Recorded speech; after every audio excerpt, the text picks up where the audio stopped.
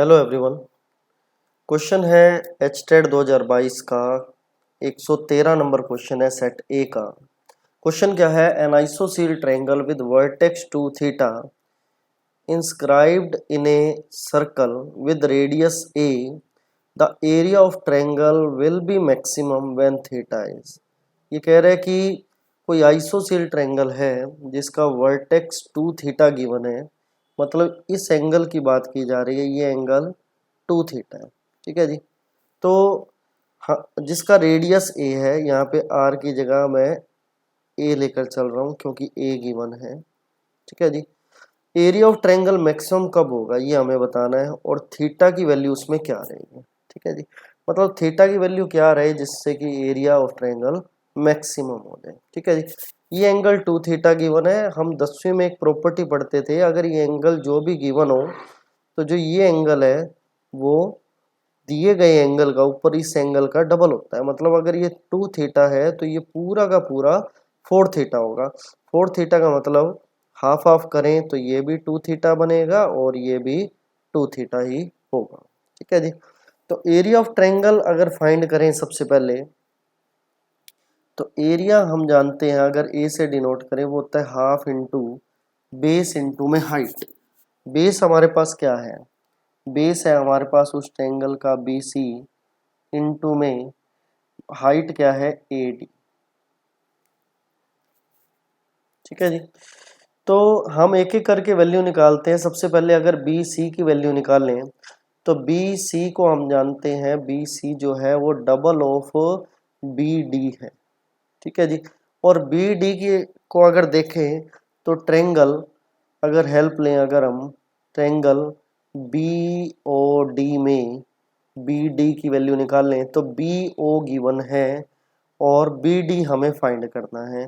ये B D divided by B O. अब sine theta हो गया, कोस थीटा कैसे पता लगेगा? देखा जाए तो देखिए, ये एंगल इस साइड पे, ओ डी साइड पे दो एंगल बन रहे हैं।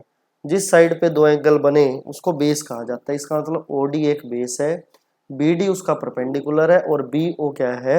हाइपोटेन्यूज है। ठीक है जी। तो इसका मतलब हम जो पढ़ रहे हैं बी डी का मतलब perpendicular by hypotenuse. Perpendicular by hypotenuse क्या होता है? Sine theta. तो ये हो जाएगा साइन 2 थीटा। ठीक है जी। बी डी की वैल्यू है ए, बी डी की वैल्यू सॉरी गिवन है, बी ओ की वैल्यू है ए, तो ये हो जाएगा ए साइन 2 थीटा। ठीक है जी। ए साइन 2 थीटा हो जाएगा।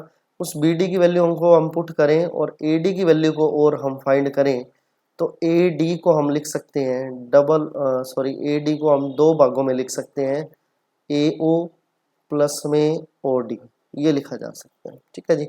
ए ओ हम जानते हैं एक रेडियस है, लेकिन ओ डी के बारे में हमें नहीं पता।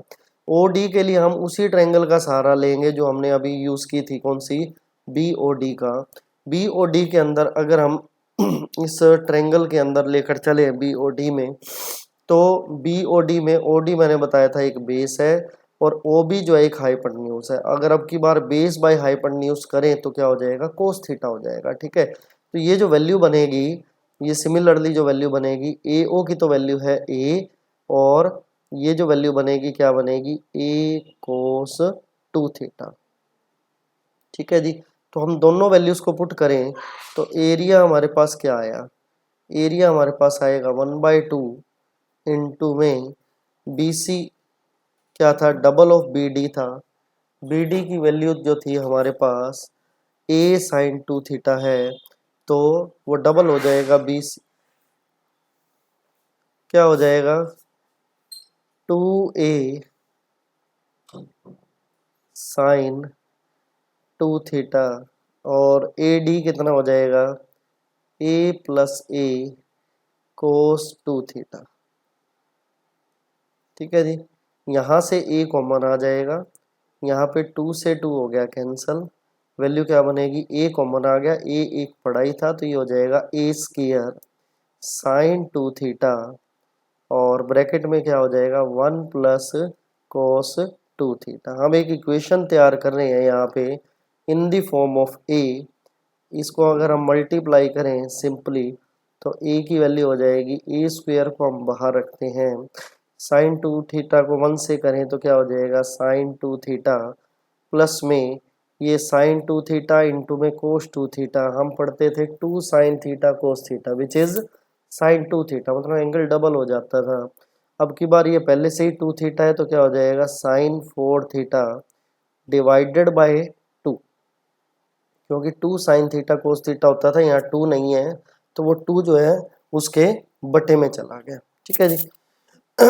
ये एक इक्वेशन तैयार होगी एरिया की in the form of theta.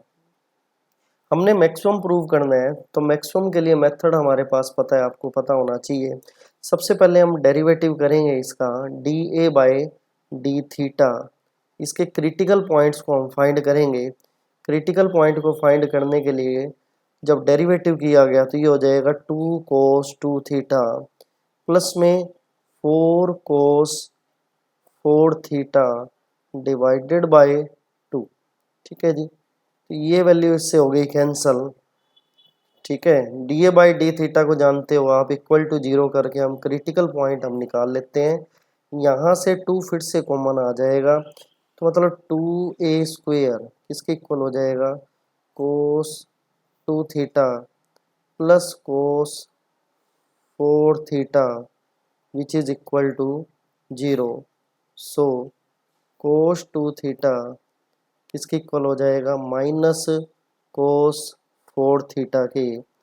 देखिए माइनस का जो एंगल आ रहा है वो क्या है, ये सेकंड क्वाड्रेंट है। सेकंड क्वाड्रेंट में कोस क्या होता है नेगेटिव होता है, तो इसको सेकंड क्वाड्रेंट में लेकर जाएं तो इसको हम ऐसा भी लिख सकते हैं पाई माइनस 4 थीटा लिख सकते हैं इक्वल टू कोस 2 थीटा। तो मतलब 2 थीटा किसके इक्वल आ गया पाई माइनस 4 थीटा के। So 6 theta equal to pi, so theta is equal to value क्या हो जाएगी पाई बाय 6 हो जाएगी। ठीक है जी, पाई बाय 6 पे जो है जो एंगल है वो जो एरिया है वो मैक्सिमम रहेगा। तो जो हमारा आंसर आ जाएगा वो आंसर क्या हो जाएगा से ऑप्शन नंबर फर्स्ट हो जाएगा। ठीक है जी, तो और भी सॉल्यूशन आपके सामने लेके आते रहेंगे। ऐसी और अमेजिंग वीडियो के लिए हमारे चैनल को सब्सक्राइब करें। Thank you.